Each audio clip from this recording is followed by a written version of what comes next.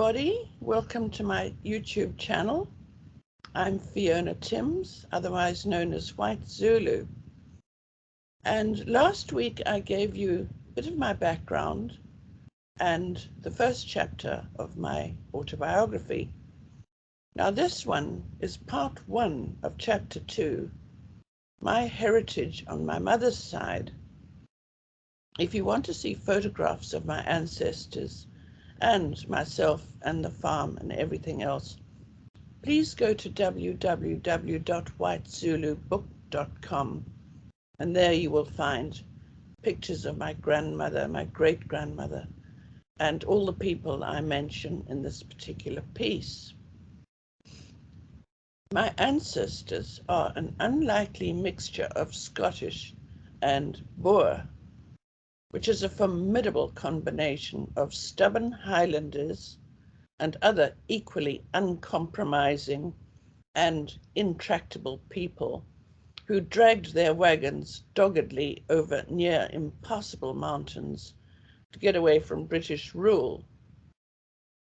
Mum and Dad always assumed an aristocratic air that was entirely self-appointed, and they kept very quiet about the fact that their wealth had been created by trade. Dad's ancestry reveals nothing more than a family of canny Scots who owned a woolen mill and a cast iron foundry in the highlands of Ross and Cromarty in the Scottish Highlands. Dad always told us proudly, "There's nothing but Scottish blood running through my veins." This was true, as, although both his parents had been born in South Africa, all 4 of his grandparents were Scottish born and bred, having come out to Natal as settlers during the early 1920s. On my mother's side, Mum was half English and half Boer, although she'd never admit to the latter. She somehow always managed to airbrush the Afrikaner side right out of her ancestry. Her maternal grandmother wasn't even an Afrikaner, but of such Boer stock that she still spoke only the old-style pure Dutch, as opposed to the kitchen Dutch, which became the much despised by my parents Afrikaans language spoken by the majority of white South Africans, and is also the mother tongue of all the coloured people of the Cape.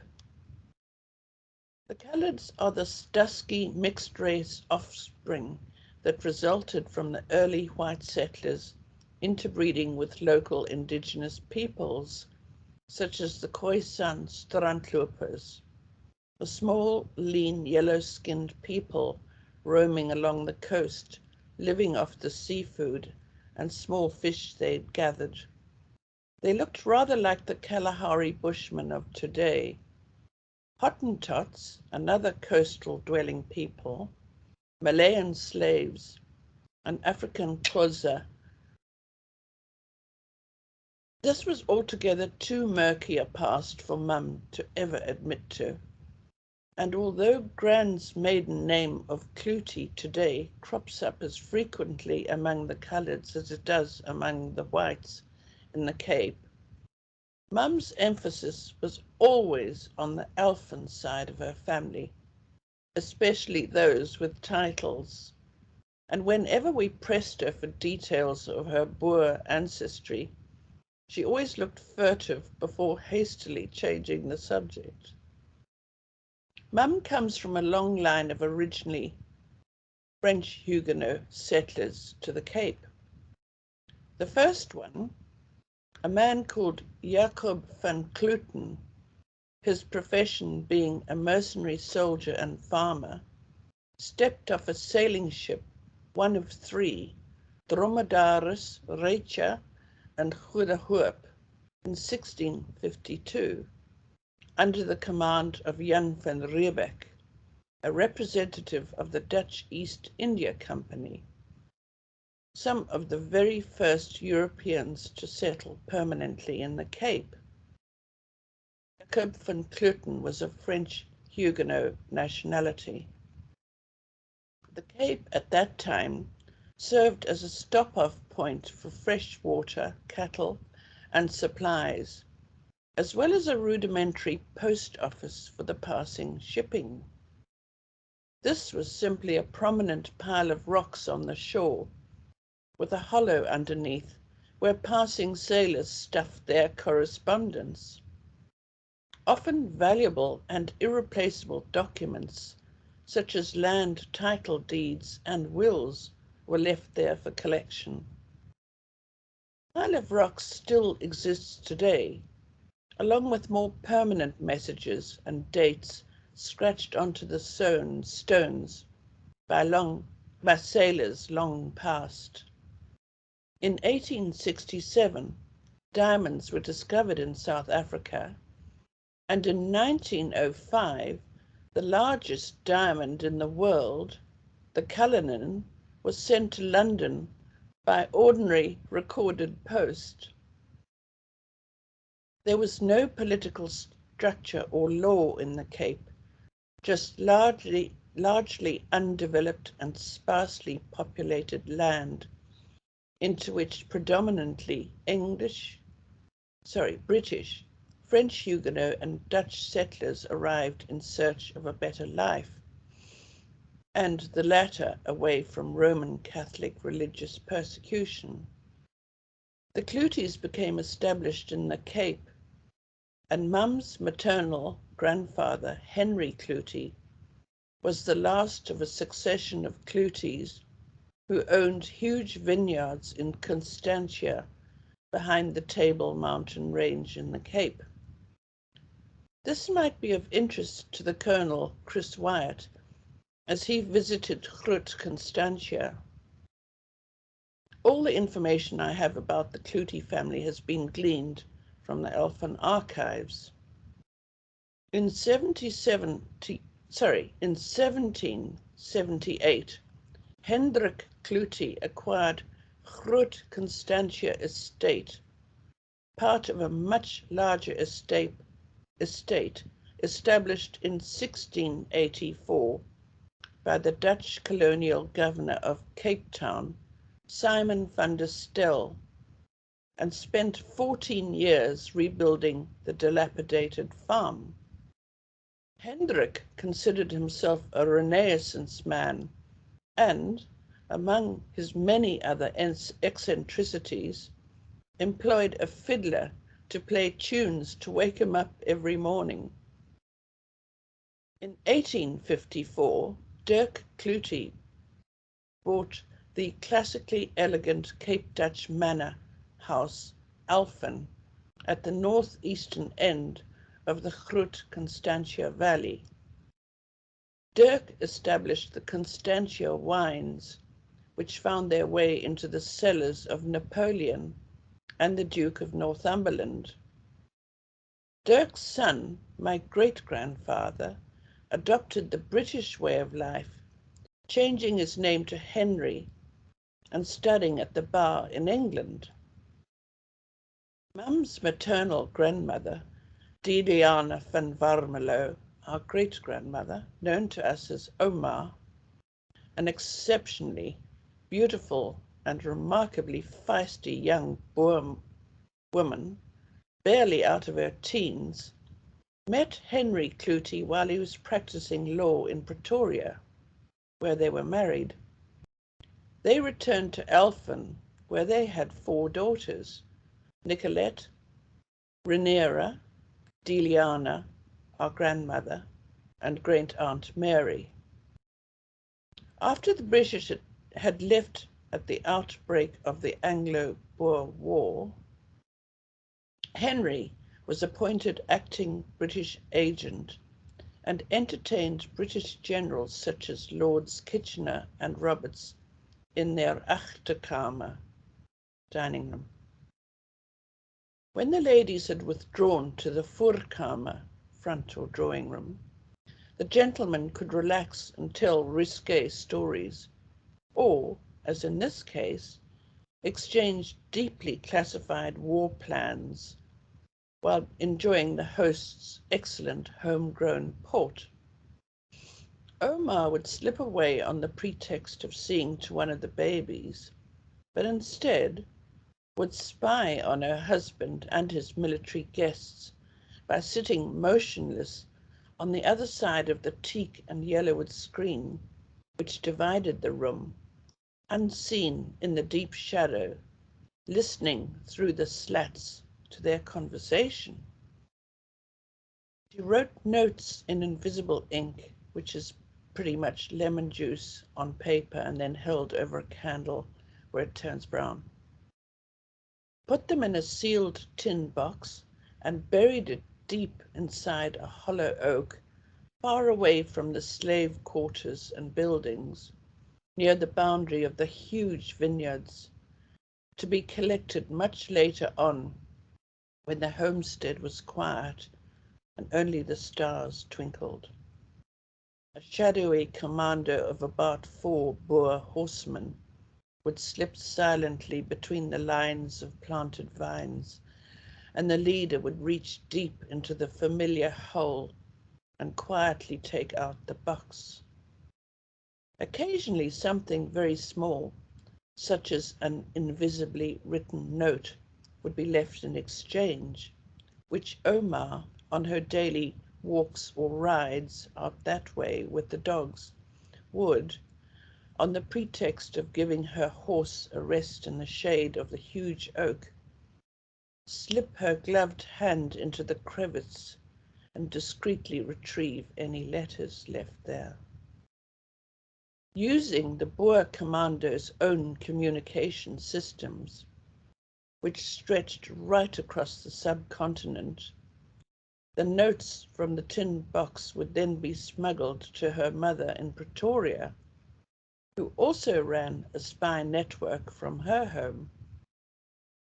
At other times, messages would come through to Alphen in false suitcase bottoms, and once in a doll whose head had been broken off to insert the letter. On that occasion, instructions came back from her mother in the head of one of 3 dolls for the 3 children. Mary wasn't born yet.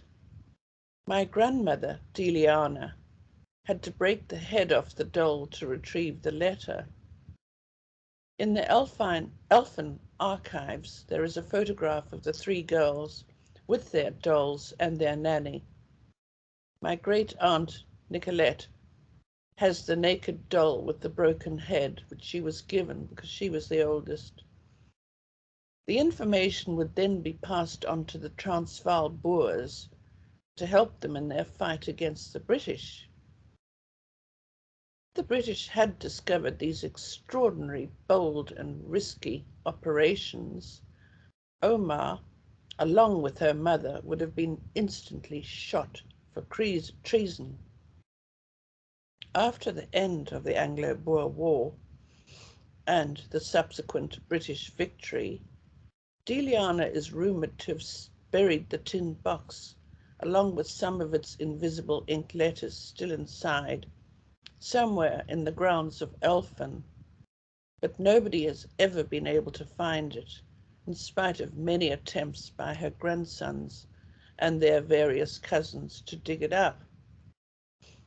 These spy rings were called the Petticoat Commandos, and there's plenty of literature describing the courageous efforts and acts of patriotism, entirely performed by women, wives and mothers of the Boer fighters. I'm extraordinarily proud of the part my great-grandmother played in fighting against the British. As we all know, the Anglo-Borah War was won by Lord Kitchener's successful implementation of brutal concentration camps into which women and children were incarcerated, leaving the fighting men no means of resupply or family to fall back on. Totally demoralized, the Boer fighters returned from battle to find their wives and children dead and gone, their homesteads burnt to the ground, and pure devastation. They eventually surrendered to the British colonists. There is another family story about my great-grandmother Omar snubbing the Prince of Wales, the very same one who played with my grandfather, polo that is. After the Anglo-Borah War had been won by the British, Prince Edward, the then Prince of Wales, the 36-year-old son of King George V and Queen Mary, and the future King George VI, toured South Africa on a royal visit. There was to be a magnificent function held at Government House in Cape Town, to which all the Illuminati of Cape Town had been invited, including great-grandfather Henry Cluten and his Boer wife, Deliana. When the time came to get dressed and leave for this royal function, Henry went upstairs to prepare himself in his best white tie. To his surprise, however, when he came back downstairs, he saw his wife still sitting in the drawing room in the clothes she'd worn all day. "Go and get changed, my dear," he said to her. "It's getting late, and we need to be there on time." She ignored him and resumed her needlepoint. He glared at her. "Come on, Deliana. We do not have much time." Anna very deliberately lowered her needlework and turning towards Henry, said, "You know exactly how I feel about the British and having lost my beloved country in the war to them. I refuse to go." Henry was apoplectic. "I represent my colonial duties at this evening's function, and I need you at my side. You are my wife, and so it's your duty to attend the reception with me. Go and get ready, as I will hear no more about it." Without a further word, Deliana rose to her feet, put her needlework on a side table, and walked very deliberately past her husband and up the staircase. After a long wait, while Henry paced the drawing room, fuming, she reappeared at the top of the stairs and walked slowly down them. She was dressed in all her finery, a long silk dress with matching elbow-length gloves, her hair piled up elegantly with glittering, bejeweled clips to keep it so, and round her slender, long neck she wore her best strand of pearls. In her hand she carried an ivory fan, along with a large hat dressed with ostrich plumes. She looked stunningly beautiful. With some relief, Henry escorted Deliana out to the waiting Daimler and handed her into the car. When they arrived at Government House, Deliana walked up the steps to where there was a reception committee of both royal and colonial representatives. When their names were called out, Deliana walked regally down the receiving line, her head held high and looking neither left nor right, while her husband followed a step or two behind her. When she reached the Prince of Wales, she continued walking. Brushing aside his outstretched hand, she ignored him completely. When she reached the end of the reception line, just beyond where the prince stood, she turned around and loudly announced to her husband, "I have done my duty as your wife. Now please take me home." Henry was speechless with mortification and was about to stumble out some sort of apology to His Royal Highness when he realized that the prince was laughing. "I love it," roared the prince, wiping tears of laughter from his eyes. "We have a few of those in my own family, and it's most refreshing to see. I enjoyed every moment, and that was the highlight of my evening." Property had to be passed down the male line of the family, and because they were only daughters, Because they were only daughters, there was no one to inherit it. So when great-aunt Nicolette married Hugh Bairnsfather, he changed his surname to Bairnsfather Clute, so that Nicolette was able to inherit Elphin in trust until a male heir was born, and Elphin would remain in the Clute family. When Henry died, Nicolette and Hugh's son Peter, P-I-E-T-E-R, inherited the farm, but as he was still a child, his parents managed it for him till he came of age. Sadly, Peter was killed in the Second World War and never actually inherited Elphin, which was then inherited by his younger brother Sandy. Omar stayed on there in a wing of her own. The other three sisters, of which my grandmother, Deliana, was one, were destined to be married off with only a lavish dowry. Elphin remains in the Bairnsfather Clute family and has been turned into a luxurious boutique hotel. One can still find the foundation stone to the great cellar laid by Omar Deliana Clute and engraved with her name and the date of the occasion. The only time I remember actually meeting Omar was when we made a visit in 1953, when I was 3.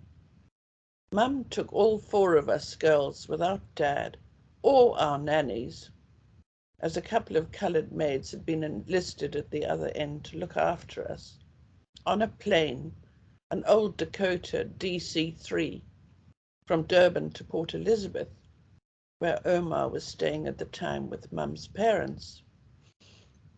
And we spent a couple of weeks in their house in George. So it wasn't Port Elizabeth, it was George, in a part of the Cape called the Wilderness. A trip after which every time the subject came up, Mum repeated adamantly, "I don't know what I was thinking. I must have been stark staring mad." My clearest recollection of that trip was that, after we'd boarded and I'd fought for my seat at the window, I could see Dad with my beloved Zulu nanny, Evelina, hovering nervously behind him, standing close to the runway next to our car, waiting to wave us off. As all 4 mighty engines cranked deafeningly into life, and the massive plane began to taxi, I saw Evelina sink to her knees in the short grass, throw her pinafore over her head, and began keening in that wailing, ululating fashion, so typical of a Zulu woman in mourning. Might have been my imagination, but I swear I could hear her wailing over the noise of the engines. After we'd returned weeks later, Evelina told me that she'd been convinced that that would be the last time she'd ever see any of us again, that we'd been swallowed up into a huge silver bird and taken off into the sky and out of sight. I remember Omar looking very old and wizened, with a walnut-like wrinkled face, sitting in an oak rocking chair in the corner of the sitting room. Being a widow, she was always dressed from head to foot in black, including an old-fashioned Boer-style bonnet. Diana's, then aged 5, recollection of our visit to Gran and Grandpa in the town of George, in the wilderness, was, in her words, "I only remember very faintly seeing Omar as a very old lady living with Gran and Grandpa. I seem to recall her crying out in pain, poor thing. She was dying of cancer. I was very young, but I do remember you," that's me, "crayoning on the walls and us rocking Delia," our youngest sister, aged 1 year, very wildly in an old wooden cradle on rockers, something we hadn't come across before. Remember Grandpa being very proud of his pullets, which are the young fowls, laying hens, which he kept in a run in the back garden. To get us 4 unruly children out of the older women's hair, he took us to a beach where we looked for pansy shells for Mum, but didn't find even one. Oh, and licking a piggy bank I'd been given on the airport bus and wondering at why it smelt so horrible. Deliana, Gran, to judge from a miniature portrait of her at the age of 19, was an exquisitely lovely young girl. While her sisters married into Cape aristocracy, Nicolette married Hugh Bairnsfather, Rhaenyra married Sir Herbert Stanley, and Mary married the 7th Earl of Strafford. Gran married a struggling ostrich farmer named Charles Southey, who owned many thousands of acres of scrubland in the Little Karoo Desert. They had a daughter, my mother, and a son, James. They suffered a serious setback when, with the invention of the motor car, ostrich feather boas and big-brimmed, elaborately trimmed hats, decorated with fine feathers, rapidly went out of fashion to be replaced by dust coats and goggles. Grandpa Southey was stuck with large tracts of arid land, perfect for rearing ostriches, but not much good for any other form of animal husbandry. He turned to sheep farming in a rather desultory fashion, as the very sparse grazing could support only a few hundred sheep. When Mum reached school age, she was sent from their remote farm to live at Elphin with her Aunt Nicolette. From there, she attended Wynberg's girls' school, learned to waltz, play tennis, and acquire all the other essential social requirements desirable for a privileged young lady. Mum, having inherited Deliana and Gran's extraordinarily good looks, was always surrounded by young men at tennis and lunch parties, all seeking her attention and possibly her hand in marriage. When the Second World War broke out, Mum joined the WAAFs, the Women's Auxiliary Air Force, where she achieved the rank of Sergeant Major. There she met and fell in love with Dad, who was based in Cape Town and flying Maryland bombers for the South African Air Force. Great-grandmother Omar, as I have pointed out, was a formidable woman, and so anti-British that during the Second World War she'd supported the Germans. So it was with some trepidation that Dad, with his pure Scottish blood and British ancestry, and having already asked Charles Southey, also had to ask her, as was the tradition, for the hand in marriage of her favourite and most precious youngest granddaughter. That's all for this time. I want to thank John Moslane very much. He's my sound engineer, and without him I could not do these videos. There is a link to his own YouTube channel where you'll see beautiful, beautiful photographs of the Bushveld and the Transvaal or Mpumalanga. And thank you so much for listening to this. I hope you enjoyed it. Goodbye.